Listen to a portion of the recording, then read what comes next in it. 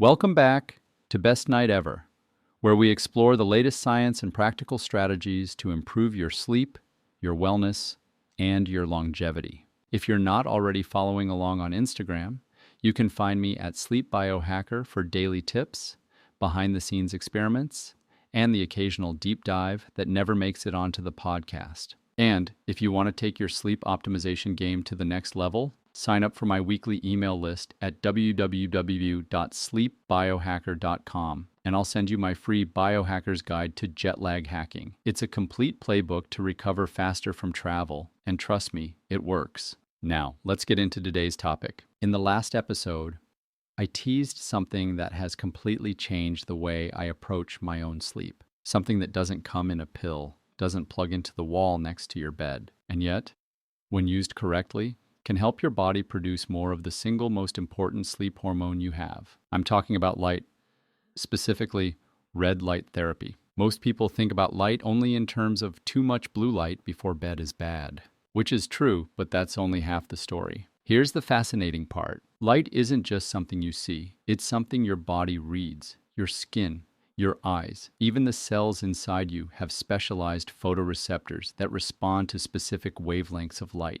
And different wavelengths send different messages to your body. Blue light, that's your daytime signal. It says, stay alert, produce cortisol, hold off on melatonin. Red and near infrared light, that's a completely different conversation. It tells your body the sun is setting, shift into repair mode, start producing melatonin naturally. And here's where it gets interesting. Your body doesn't just make melatonin in your brain's pineal gland. There's a second, much larger source of melatonin production, and it's inside your cells. This is what researchers are calling mitochondrial melatonin. Think of it like an on-site antioxidant factory. This melatonin doesn't just help you fall asleep. It protects your cells from oxidative stress, supports DNA repair, and primes your body for deep, restorative sleep. A 2024 paper in Frontiers in Neuroscience showed that red and near-infrared light can boost mitochondrial melatonin production by activating something called cytochrome CE oxidase, an enzyme deep in your cellular machinery that responds to these longer wavelengths. Translation? Red light before bed isn't just about mood or ambience. It's literally telling your cells it's time to heal and it's time to sleep. But here's where most people get it wrong with melatonin. They think, if a little is good, more must be better. And so, they pop a 5 or 10 milligram melatonin supplement every night, at whatever time they remember. And then they wonder why they start feeling groggy in the morning, why their dreams get weird, or why the supplement eventually seems to stop working. Here's the truth. Melatonin is a timing molecule, not a sleeping pill. Its main job is to tell your body when to sleep, not to knock you out like a sedative. If you take it at the wrong time, you can actually shift your circadian rhythm in the wrong direction, making your sleep worse. Most people are taking melatonin way too late, after they've already missed the natural signal. And they're ignoring the most powerful melatonin booster of all, light management. So, how do we use red light therapy the right way? First, timing is everything. You want to use red or near-infrared light in the 30-60 minutes before bed. This mimics the natural sunset signal,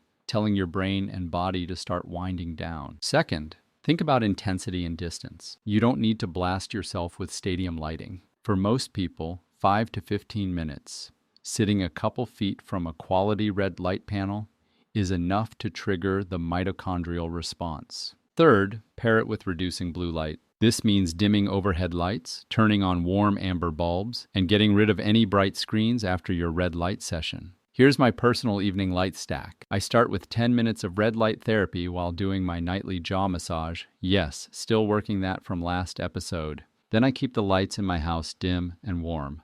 No overhead LEDs, no bright white light. And I aim to be in bed about 45 minutes after my session, which seems to sync perfectly with my sleep onset. The results? Deeper sleep scores on my tracker, fewer nighttime awakenings, and a more refreshed feeling in the morning. Now, here's a bonus biohack. Red light therapy isn't just for nighttime. Using near-infrared light in the morning, especially on your torso or large muscle groups, can help energize mitochondria and set the stage for better daytime energy, which feeds into better nighttime sleep. And yes, there's a right way to combine melatonin supplements with light therapy. For most adults, If you're going to supplement, keep the dose low.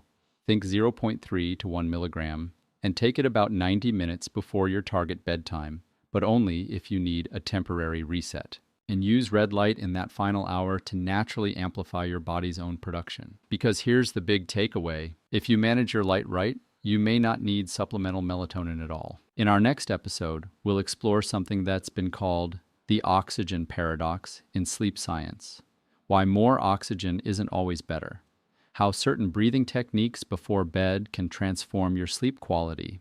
And the surprising ways altitude, breath holding, and even carbon dioxide levels play into deep sleep cycles. Until then, I challenge you to experiment with your evening light routine. Turn down the blue, bring in the red, and see if your sleep becomes your best night ever. This podcast is for informational purposes only and is not intended to provide medical advice. Please consult with a qualified healthcare provider before beginning any new therapy, especially if you have a medical condition or are taking medications. Red light therapy is generally considered safe, but the optimal approach varies from person to person. The information shared here is based on current research and my own clinical and personal experience, and is intended to help you make informed decisions about your sleep health.